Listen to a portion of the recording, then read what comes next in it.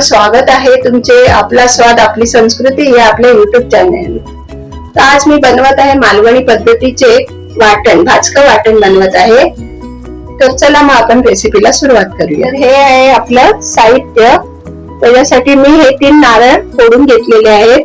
त्याच्यात म्हणजे 2 ओले आणि असे एक सुकलेलं खोबरं असं नारळ घेतलाय आणि हा ओला, असे 3 नारळ मी फोडून घेतलेले आहेत।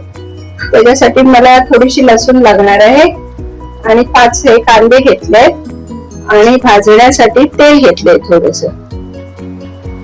आता मी हे खोबरं आहे ना विळीवर किसून घेते।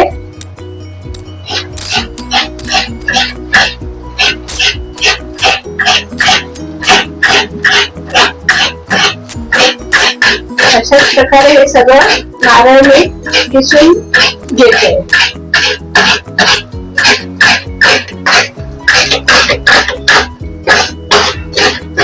तर हे अशा प्रकारे मी या 3 खोबऱ्याचे वाटे किसून घेतले।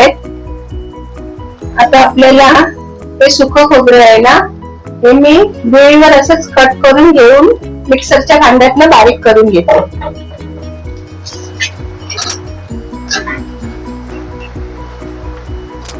असेच तुकडे करून मिक्सरच्या भांड्यातनं फिरवून घेते, म्हणजे भाजायला आपल्याला सोपं पडेल।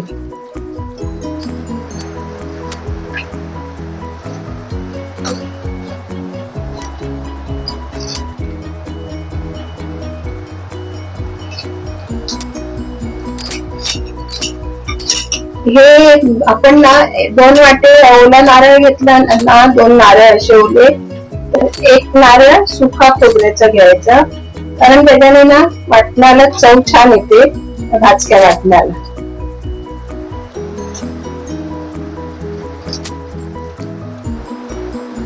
तर हे अशा प्रकारे मी तुकडे करून घेतले आहेत। आणि आपला ओला नारळ पण फोडताना जर असं फुटला ना, अशाच प्रकारे ना आपण असे तुकडे करून मिक्सरच्या भांड्यातून ना फिरवून काढायचे बारीक खोबरं, म्हणजे भाजायला आपल्याला सोपं पडते। आता हे तुकडे मी मिक्सरच्या भांड्यातून फिरवून घेते। असे थोडे थोडे करून मी मिक्सर मधनं फिरवून घेते।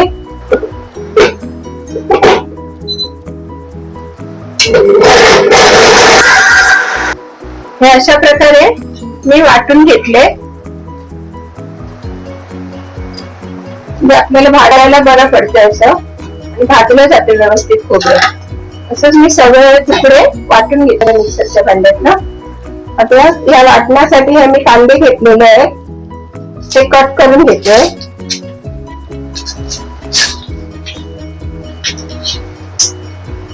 आता हे मी कांदे असे कट करून साल काढून घेतले।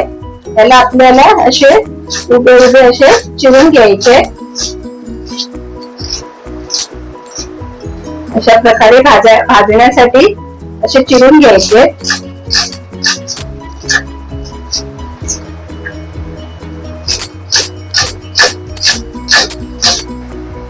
आता हे मी सगळे कांदे चिरून घेतले असे। आता आपल्याला पहिला कढईत तेल घालून हे कांदे आणि हे लसूण घेतले मी थोडी भाजण्यासाठी। हे दोन्ही एकत्र अशा भाजायचं आहे चांगलं।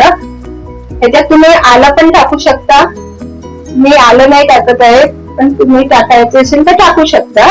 मला हे मी आता हे दोन्ही भाजून घेते। आता थोडं तेल घालून घेते मी कढईत।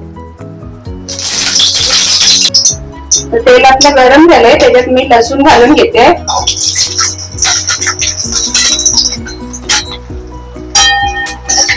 लसूण थोडी परतवते। ह्याच्यात आपल्याला कांदा घालून घ्यायचा।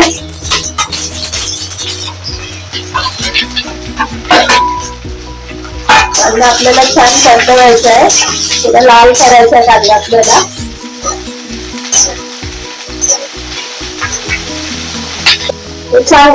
कांदा आपला छान असा लाल करायचा आहे, पण परतवायचं नाही, थोडं मंद गॅस करून भाजायचे आपल्याला व्यवस्थित। आणि हे वाटण कसं घाई गडबडीमध्ये असलं ना, तर हे असं वाटण करून ठेवताना हप्ताभर चालू शकते हे वाटण. मी आपला कांदा बघा कसा थोडा लाल होत आलाय. आता थोडा मी कांदा हा काढून घेते.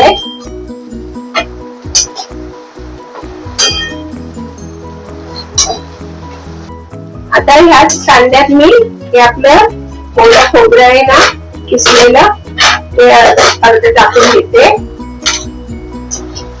आणि भाजून घेते. त्याच प्रकारे हे सुकं खोबरं आहे ना ते पण मी थोडं घालून घेते.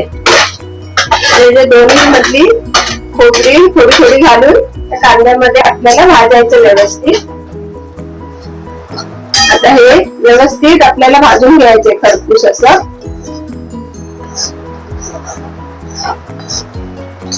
व्यवस्थित फास्ट गॅसवर करायचं नाही.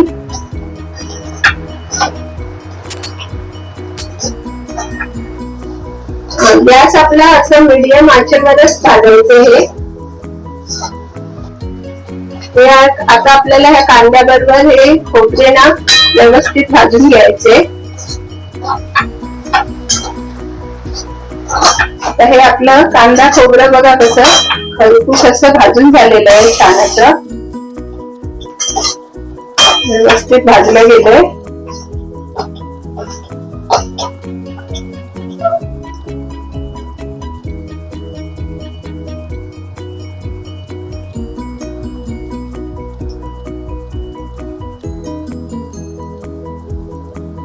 हे आपलं भाजून झालंय. आता ह्याला थोडं थंड होऊन द्यायचंय आणि मग आपल्याला मिक्सर मधनं वाटून काढायचे. आता मी हे मिक्सर मधनं वाटून घेते.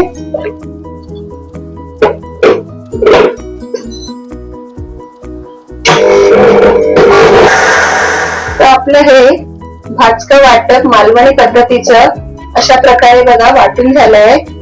एकदम जाड पण नाही आणि एकदम बारीक पण नाही. व्यवस्थित असं वाटून झालंय आणि कलर पण किती छान आलेला आहे बघा. आता हे भाजकं वाटप आपल्याला आपण म्हणजे नॉनव्हेज आणि व्हेज दोन्ही पदार्थांना आपण वापरू शकतो. हे आपले म्हणजे कडधान्य वगैरे असतात त्याची उसळ वगैरे बनवतो आपण, तर त्याच्यासाठी पण हे वापरू शकतो. आणि नॉनव्हेज साठी पण चिकन मटन मच्छीला पण हे वापरू शकतो. आणि हे 10-12 दिवस आपण पॅक डब्यामध्ये फ्रीज मध्ये ठेवू शकतो. ते टिकू शकते हे वाटण. आणि एक अजून मी टिप सांगते. ते कडधान्य आपलं असते ना वटाणे बोला, काळा वटाणा, पांढरा वटाणा, हिरवा वटाणा, चवळी, हे आपण आपले ना कुकरला लावले तर कधी कधी मेण होतात. तर त्याच्यासाठी कुकरला आपण शिजत घालू ना त्याच्यामध्ये थोडस तेल घाला आणि मग शिजवून घ्या. ते व्यवस्थित म्हणजे जास्त पण शिजणार नाही, छान असे शिजून येतात.